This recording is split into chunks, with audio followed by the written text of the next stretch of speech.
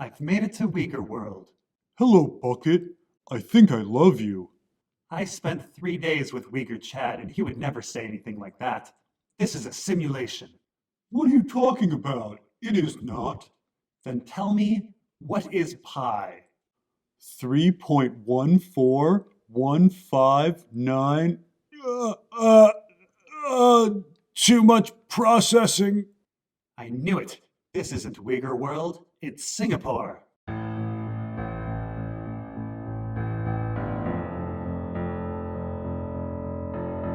And our episode begins with Maeve waking up in War World, a recreation of Nazi-occupied Italy during World War II. Maeve hears someone coming and prepares to strike, only to find that it's Hector.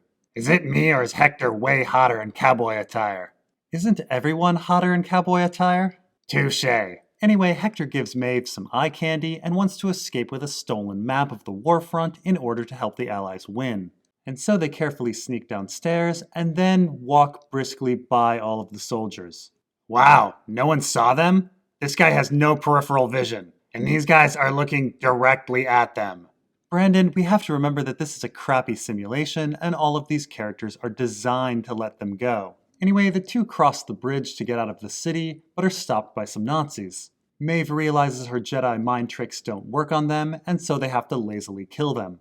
They then jump in a slick car, drive to the airfield, and find that the pilots have been murdered, and at this point, after Hector calls Maeve Isabella, Maeve realizes that they're playing a role in a narrative. Only at this point, it was pretty damn obvious. She's a super genius, and it took her this long to figure it out. Hector going on about the map should have been enough, not to mention all of his weird, ambiguous answers about everything. I mean, I guess we can give her a break. She was just reborn after being dead for months. Maybe she's a little rusty. Whatever the case, the Nazis have them trapped, a firefight ensues, and Maeve puts a bullet in her head, as none of this is real. It's a good thing this guy didn't have that attitude. We then get to Bernard, arriving at Westworld waters, which has no security. Delos must be cutting costs. Bernard lands on the beach, which is oddly free of seaweed. I guess beach cleanup is still on the budget, and then walks past Escalante. We then get to Maeve, who awakens in livestock after being repaired by Felix and a random. Felix mentions that Maeve used to be one of the park's main attractions. A 45-year-old sex worker is one of the main attractions? Okay. Maeve tries to signal Felix that she's alive, but he leaves without any recognition. Then she walks outside and Sylvester is shocked and calls security. Security arrives, and Maeve is about to give herself a lobotomy when Lee Sizemore of all people arrives to save her. Lee has somehow survived getting gunned down, and claims that he brought her back so that he can get her to the forge to open the door so she can be with her daughter. Now, I get that later on we find out that this is all a simulation, but why on earth would Felix and Sylvester not recognize Maeve, but Lee would? I think the argument is that this is all based on what the creator of the simulation knows. They know that Lee helped Maeve, but somehow don't know that Felix and Sylvester did. How is that even possible? They know about Lee, they know about Hector, they know about Maeve's daughter, but not Felix and Sylvester?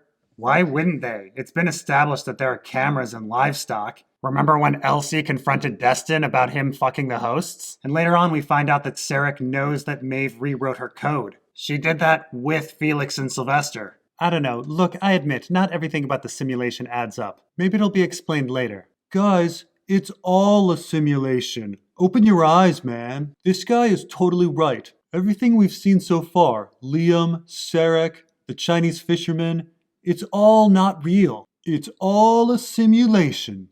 We then get to Bernard, who has walked all the way to Ford's house in Sector 17. Where's Sector 17? Well, we don't know, but it's far enough to not be near Escalante, as that was all underground during Season 1, so far.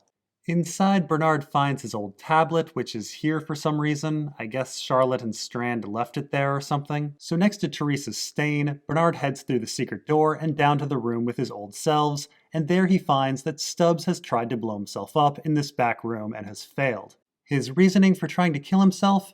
Now that his mission is over to protect the hosts and cover Bernard's tracks, he can end his life. That's really weird because all of the Bernard copies are still here. Stubbs didn't cover them up at all. Right, but one could argue that if he blew himself up, he would destroy the Bernard hosts. Yeah, but he would die first before finishing his mission. Not to mention, if he failed, which he actually did, he would not fulfill that mission. I mean, why didn't he just pour gasoline over all of these Bernard copies and set them aflame? That would have taken, what, 20 minutes? Look, do we really need to go into how incompetent Stubbs is? Frankly, if he succeeded with anything, it would have been out of character. Anyway, Bernard patches Stubbs up and, Hold on, I'm not done with this. Stubbs says that Ford's final mission was for him to cover Bernard's tracks and give him a fighting chance to escape. But Ford had Bernard kill himself and repeatedly wiped his memory. Bernard only survived and got his memory back because Maeve and Felix randomly found him and he overcame his programming. How would Ford even go about having Stubbs help Bernard? maybe we're actually talking about virtual Ford from the cradle that sent the order? Or maybe this is all a simulation. Anyway, Stubbs then coughs up a bullet, even though there shouldn't be anything in his throat that would stop a bullet at point blank range. Well, I think bullets in Westworld are actually programmed to decelerate. I think perhaps the safeties get turned back on in Westworld. That only works on humans. Stubbs isn't a human. Well, maybe... Ford planned it all. Anyway, Stubbs figures out that Bernard is here to find Maeve and declares that he now has to protect Bernard and help him out. Next, we get to Maeve, who wakes up back in Warworld. She grabs Hector and they get to the car, but Hector doesn't want to continue any further. Maeve lets him go, but really, she doesn't try very hard. Maeve then meets up with Lee, and the two ride to Westworld to find the Forge. Meanwhile, Stubbs and Bernard drive to the Mesa and head down to cold storage to find Maeve. Hey, remember in the first episode when an unauthorized person in cold storage set off alarms and brought a security team? Man, those were the days. Next, we get back to Maeve and Lee, who are at the Forge. Lee asks Maeve to open the door to the Valley Beyond, but Maeve says she doesn't know how, and this confuses Lee as he assumed that Maeve did it. Though from the bloodstains, the two quickly figure out that Dolores did it. Yeah, this whole scene is weird. When we last saw the Forge, it was littered with dead bodies. Dolores, Bernard, Strand, Antoine. Whoever would come in to clean up would assume that one of them opened the door. But who did clean up? Stubbs? Everyone thinks Bernard is alive in the real world, so at least his body was removed and disposed of. I mean, it has to be Stubbs, right? But then someone would have to come in after him and see the bloodstains everywhere, and that knowledge would feed this simulation. Whatever the case, it's just really weird that anyone would assume Maeve opened the door to the Valley Beyond, as she was at the door and very publicly died there. She can't be in two places at once. And then based on the bloodstains, Lee and Maeve come to the conclusion very quickly that Dolores did it. You'd think the designer of the simulation would come to that conclusion as well. Well, all the weirdness does alert Maeve that something is wrong. Lee tries to romance her, and she realizes that it's not the real Lee. Anyway, back with Bernard and Stubbs, they locate Maeve's body, but find that her brain chip has been taken. Yeah, exactly what Charlotte should have done with Peter Abernathy first season. By the way, it's really weird that they fixed up Maeve's body, removing all the bullet holes before putting her in cold storage. I mean, what's the point? I do think they do that with all of the hosts. None of them have bullet wounds in cold storage. Weird. Meanwhile, back with Maeve, Lee's questioning of his reality overloads the system. Maeve realizes that she's in a simulation and uses the opportunity to expose to the audience, while the screen goes to cradle-like letterbox. And over with Bernard, he needs to find a computer connected to the mainframe to find Maeve. Stubbs warns him that those computers are on an active floor with people. Though I'm not sure how he knows this, as he was in a basement for God knows how long. We then get back to Lee and Maeve, who are now at the Mesa, or the virtual form of it. Whoa. That was a fast trip. Didn't Lee have a whole secret plan to carefully place Maeve in Warworld, have her escape with Hector, then ride with her to the Forge? Now they're just back to the Mesa? How the hell did that happen? Did they ride there from the Forge? Isn't there security that Lee was trying to avoid or something? Maybe this scene happens many hours later, after a long, sweaty ride through Westworld in high heels. And they're still having the same conversation after all of those hours? Anyway, Maeve rightfully wants to know what the creator of the simulation wants and why they were interested in the Forge. So she starts computering around on some computers, doing computer stuff, and discovers the same code used to build the simulation was used in the simulation itself. And this all confuses Lee. It confuses me too. I would assume when you build a simulation, the result is the simulation.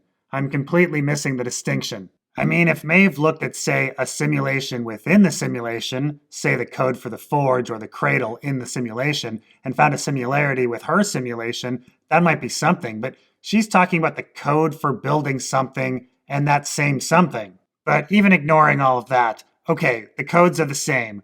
How exactly does that help her? She says that they have left her a way out. How? Oh, Brandon, you're just not a computer tech guy. This all makes perfect sense if you're a computer tech guy. Anyway, Maeve decides to start breaking the simulation, so she asks two techs if they know the square root of -1. Really? That breaks the simulation? Because my graphing calculator can handle imaginary numbers.